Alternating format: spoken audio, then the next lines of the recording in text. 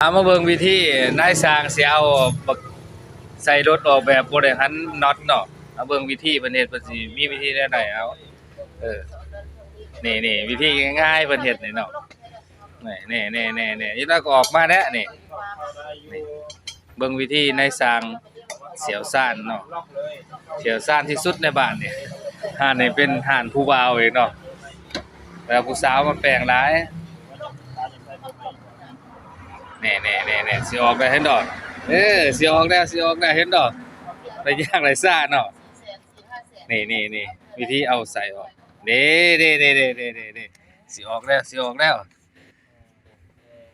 นี่วิธีง่ายๆนี่โอ้เคล็ดลับที่ว่าสร้างบ่เคยบอกมาก่อนเนาะ โอ้เรียบร้อยนี่คักบ่วันนี้นะเอาออกเลยหันน็อตวันนี้โอ้